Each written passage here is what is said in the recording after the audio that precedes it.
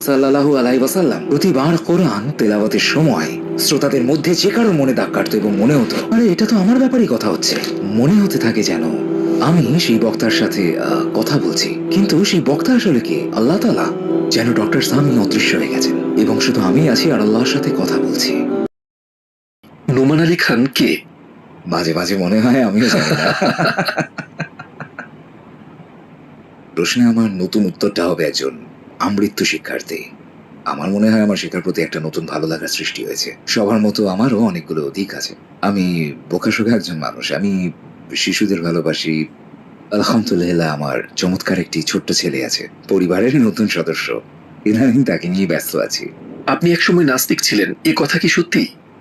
কিছু সময়ের জন্য হ্যাঁ, আমি নাস্তিক ছিলাম। ধর্ম আমার কাছে অবান্তর মনে হতো। আমার মনে হতো এটা মানুষকে সুখী না হতে দেওয়ার একটা পন্থা, আর ইচ্ছে মতো চলতে না দেওয়ার একটা ফন্দি। ধর্ম হলো মানুষের স্বাধীনতাটাকে নিয়ন্ত্রণের একটা উপায়। তো যখন আপনি ধর্মের বন্ধন থেকে বেরিয়ে আসেন তখন আপনি ঈশ্বরের হাত থেকেও কিন্তু মুক্তি পেয়ে যান। কলেজে আমি বেশ কিছু ফিলোসফি কোর্স করেছিলাম যেগুলো কোনো কাজে আসেনি। আপনার জীবনধারা কিভাবে বদলে গেল, আর সে ঘটনাটা কি ছিল? বেশ কয়েকটা কারণ ছিল, বেশ কয়েকটা ঘটনা ছিল। স্বপ্নটা ছিল সবচেয়ে বড় ঘটনা। তো স্বপ্নটা ছিল, আমার একটা অভ্যাস ছিল, আমার বেশিরভাগ বন্ধু ছিল অমুসলিম। হিন্দু বন্ধুই বেশি ছিল নিউ ইয়র্কে, কয়েকজন ইহুদি বন্ধুও ছিল এবং কেবল একজন ছিল মুসলিম। কিন্তু আমি ছিলাম নিউ ইয়র্কে এবং কুইন্সে ঘরগুলো যেমন হতো, আমার একটা বেসমেন্ট ছিল, আমি বেসমেন্টে থাকতাম আর বাবা মা উপরে। তো আমার রুম ছিল নিচে আর বের হওয়ার আলাদা রাস্তাও ছিল। আর যখনই কোনো পার্টি থাকতো আমি চুপি চুপি বেরিয়ে যাওয়ায় এক্সপার্ট হয়ে গেছিলাম। আর বুঝলেন তো, সেই পুরনো উপায়, বালিশ রেখে আর সেটা চাদর দিয়ে ঢেকে আমার শেপ দিয়ে দিতাম, ফ্যান চালু রাখতাম, এই সেই। তো এই সমস্ত কিছু করে আমি একটা পার্টিতে গেলাম। আমি রাস্তায় প্রায় 2-3টে পর্যন্ত বাইরে ছিলাম। আমি চুপি চুপি ঘরে ঢুকে পড়ি। আমি আগে ধরাও পড়েছি, আমি ধরা পড়েছি, মার খেয়েছি, তবে খুব সিরিয়াস কিছু না আর কি। কিন্তু আপনি জানেন পাকিস্তানিরা কেমন মারতে পারে, এটা আপনার সাইনাস ঠিক করে দেবে। কিন্তু এবার আমি পুরোপুরি পার পেয়ে গেলাম। আচ্ছা। আমি ঘরে ঢুকলাম আর খুব খুশি ছিলাম যে বাহ, বেঁচে গেছি। বুঝলেন তো, কর্তৃপক্ষ মানে বাবা মায়ের থেকে। পরে ঘুমিয়ে পড়লাম, আর যখন ঘুমিয়ে পড়লাম এই স্বপ্নটা দেখি। পরিষ্কার দেখতে পাই আমি আমার কবরে শুয়ে আছি এবং এটা ছিল, আপনি দেখেছেন হয়তো, ওই পুলগুলো বা ওই টাবগুলোর মতো যেগুলোর পাশ দিয়ে পানি গড়িয়ে আসে।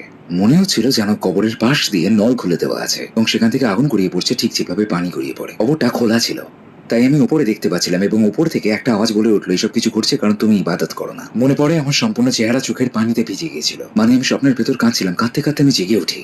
আর তারপরে যতটুকু মনে আছে আমি সেটা ফলো করি, অজু করি, এরপর সালাত আদায় করা শুরু করি এবং আমার ঝাপসা মনে পড়ে যে সালাত ছিল 5 ওয়াক্তের। আমার ঠিক মনে ছিল না যে কত রাকাত বাকি। আপনি সালাত আদায় করছিলেন না? আমি অনেক লম্বা সময় ধরে সালাত আদায় করিনি, প্রায় 4 বছর ধরে আমি সালাত আদায় করিনি। মূলত যখন থেকে আমরা এখানে আসি মাঝে মাঝে আমি একমাত্র জুমার সালাত আদায় করতাম, কিন্তু জুমা স্কুলের সময় হতো, তো আমি সেটাতেও যেতাম না। তো একমাত্র যে সালাতে আমরা যেতাম সেটা হয় ছুটির দিনে, না হয় যদি ঈদ হতো, এবং আমার বাবা নিয়ে যেতেন। আচ্ছা। এছাড়া আমি মসজিদের ভেতর উকিও মারতাম না। এমন একটা স্বপ্ন দেখবো ভাবিনি, এরকম একটা অনুভূতি হবে সেটাও আশা করিনি। কিন্তু হঠাৎ করেই আমি সালাত আদায় করতে শুরু করলাম এবং এরপর আমার মনে আছে সেই সালাতে আমি সাজদায় পড়ে আছি আর কেবল কাঁদছি। এইভাবেই ঘুমিয়ে পড়ি আর এইভাবেই জাগি। সেই বন্ধুদের সাথে ঘোরাফেরা বন্ধ করে দিই। ওরা বলে, কি হয়েছে তোমার, এমন কেন হয়ে গেছে, অদ্ভুত আচরণ কেন করছো? আমি সবাইকে এড়িয়ে চলি। তখন আমি সোজা বাড়ি যেতে শুরু করি, প্রতিদিন সোজা বাড়ি যেতে থাকি। তারপর যখন সেমিস্টার শেষ হলো, বুঝলেন, আমার মনে পড়ে যে আমার একটা চাকরি ছিল একটা স্প্যানিশ পাড়ায়, স্প্যানিশ জাংশন বলে বলে। যখন আমি চাকরিতে ছিলাম খুবই ক্রেজি ধরনের চাকরি ছিল। এটা ছিল একটা পুয়ের্তো রিকান পাড়া। প্রতি উইকেন্ডে কিশোর কিশোরীদের মেলা বসে যেত সেখানে।